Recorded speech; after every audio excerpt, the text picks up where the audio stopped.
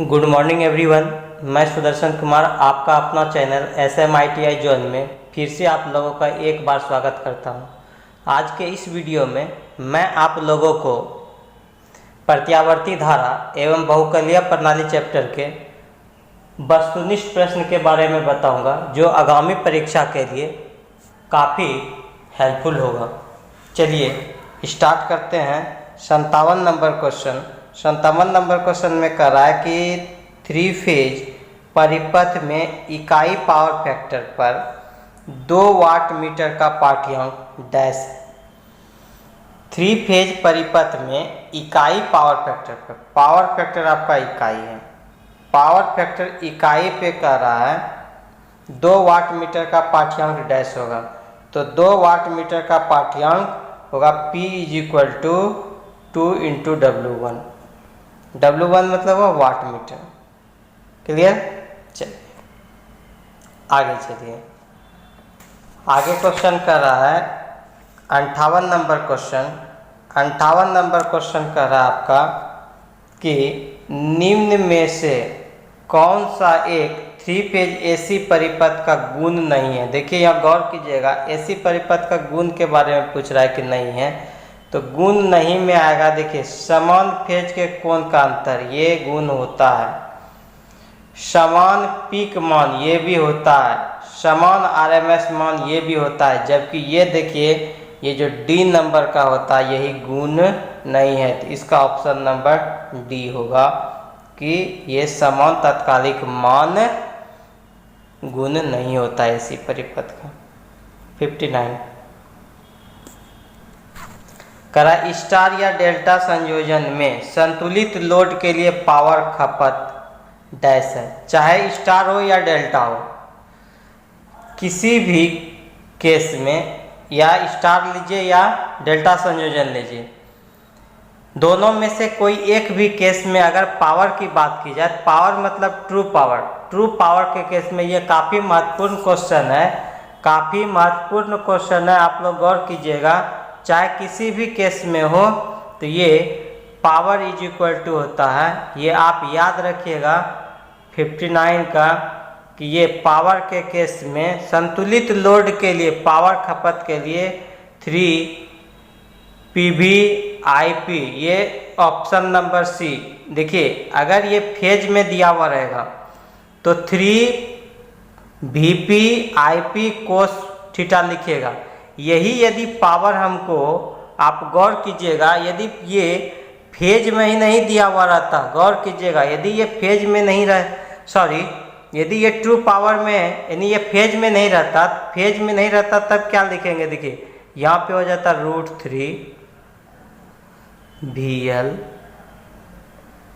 IL cos φ। देखिए अंतर आप देखिए, लाइन के केस में जगह जब ये लाइन के केस में रहेगा तो लाइन में हो जाएगा VL IL, जबकि यहाँ पे देखिए फेज था तो VP/IP था, तो VP/IP के साथ 3 होगा। और जबकि आप यहाँ पे देखिए, अगर हम लाइन लिए हैं तो लाइन के केस में √3 लिखते हैं, √3 लिखे और यहाँ देखिए लाइन लिखे। ये गौर कीजिएगा, ये बहुत बेहतरीन इंपॉर्टेंट क्वेश्चन है एकदम। इसको स्केप आप लोग नहीं करिए, इसको दिमाग में बैठा लीजिए। इसी में लड़का कंफ्यूज करता है। ऑप्शन तो आपको दोनों भी दिया हुआ रहेगा, ये वाला भी ऑप्शन रहेगा और ये वाला भी ऑप्शन रहेगा, लेकिन आप यहाँ गौर कीजिए फेज के केस में ऐसा लगाएंगे, और ये अगर लाइन के केस में रहेगा तो VL IL लिखा हुआ रहेगा, तभी हम लगाएंगे, और यहाँ √3 रहेगा। क्लियर? चलिए उसके बाद देखिए आपका 60 नंबर क्वेश्चन। 60 नंबर क्वेश्चन में कह रहा है एकदम सेम। अब देखिए 60 नंबर क्वेश्चन में कह रहा है कि 3 फेज स्टार संयोजन लोड द्वारा खपत वास्तविक पावर की बात कर रहा है। वास्तविक पावर को ज्ञात करने का डैश सूत्र, किस सूत्र द्वारा हम वास्तविक पावर ज्ञात करते हैं। तो वास्तविक पावर देखिए यहाँ पे, देखिए वहाँ पे फेज दिया हुआ था, अब देखिए यहाँ पे दे दिया है लाइन, तो इसका ऑप्शन नंबर A सही होगा। क्लियर?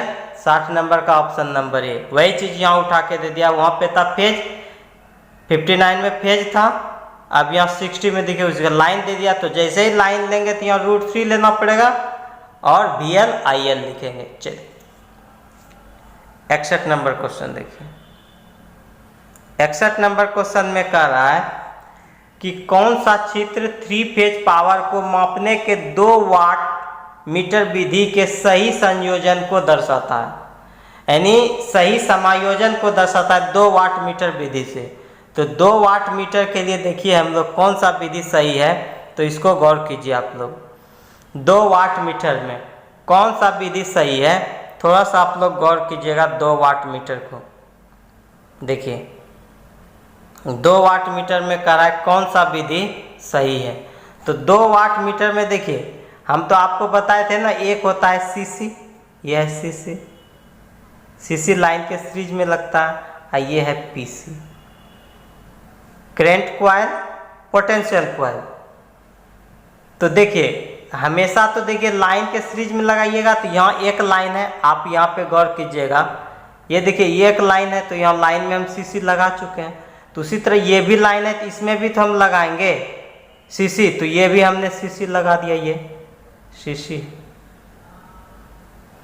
2 सीसी लग गया। अब ये पीसी जो ये लगा हुआ है, देखिए ये जो पीसी लगा हुआ है और इसका जो ये पीसी है, ये इस दोनों को क्या कर दिया, एक कॉमन के साथ रख दिया। तो ये ऑप्शन नंबर सी सही होगा, कनेक्शन। चलिए 62 नंबर आइए। 62 नंबर क्वेश्चन में कह रहा है कि 3 फेज सिस्टम में 3 फेज वोल्टेज डैश कोण द्वारा प्रतिस्थापित होती है। डैश कोण द्वारा प्रतिस्थापित हो रहा है, देखिए फेज है 3, तो 3 फेज में वोल्टेज जो है एक दूसरे से 120 डिग्री पे होगा। ये ऑप्शन नंबर बी इस तरह, आप गौर कीजिए, इस तरह रहता, इस तरह। तो ये सब क्या बना रहा है, 120 डिग्री, ये भी 120 बनाएगा, ये भी 120 बनाएगा, सब एक दूसरे से 120 डिग्री पे रहता है 3 फेज में। चलिए फिर कह रहा है 63 नंबर क्वेश्चन, आपको 3 फेज परिपथ का वास्तविक पावर, आभासी पावर तथा रिएक्टिव पावर वो पावर फैक्टर ज्ञात करना है। निम्न में से किन मानों से निर्धारित किया जा सकता है।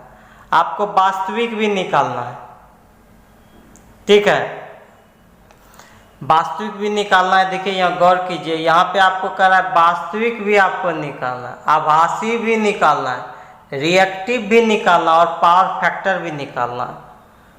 तो निम्न में से किन मानों से निर्धारित किया जा सकता है, तो ये याद रखिए कि 2 वाट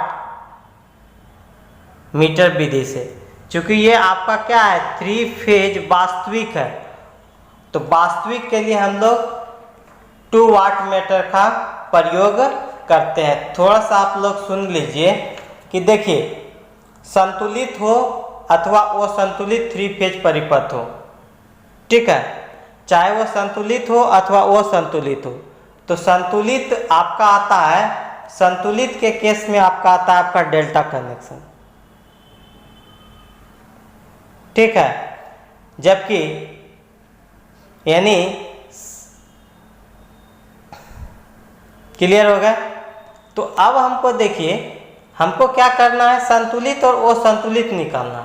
तो संतुलित निकालने के लिए हमको ये है कि हम संतुलित परिपथ हो तो जिसमें क्या होगा कि तीनों कलाओं पे समान प्रतिबाधा और समान व्यवहार का विद्युत धारा भार हो, तो हम उसको कहेंगे संतुलित, ठीक है। जबकि अगर असंतुलित की बात की जाए तो असंतुलित में क्या होगा, करंट का मान समान नहीं होता है, यानी उसमें क्या होगा कि न्यूट्रल करंट का मान 0 नहीं होगा।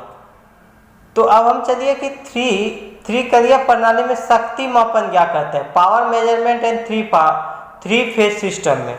तो 3 फेज सिस्टम में हमको शक्ति का मेजरमेंट करने के लिए हम लोग क्या करते हैं, 1 वाट मीटर, 2 वाट मीटर और 3 वाट मीटर का प्रयोग करते हैं। तो 1 वाट मीटर देखिए, 1 वाट मीटर, 1 W मतलब वाट मीटर, 1 वाट मीटर से हम लोग क्या करते हैं, पावर को मेजर करना है। ये सिर्फ वो सिर्फ क्या करता है आपको, चूंकि इसमें इसमें क्या होता है, न्यूट्रल तार होना आवश्यक होता है, इसलिए हम इस वाट मीटर का उपयोग संतुलित लोड के लिए करते हैं, याद रखिएगा, ठीक है। जबकि अगर हम 2 वाट मीटर की बात करें कि 2 वाट मीटर मेथड की बात करें तो 2 वाट मीटर मेथड का प्रयोग हम लोग करते हैं संतुलित अथवा असंतुलित, याद रखिएगा, बैलेंस, BALANCE, बैलेंस, और लिख रहे हैं अनबैलेंस, ये याद रखिएगा।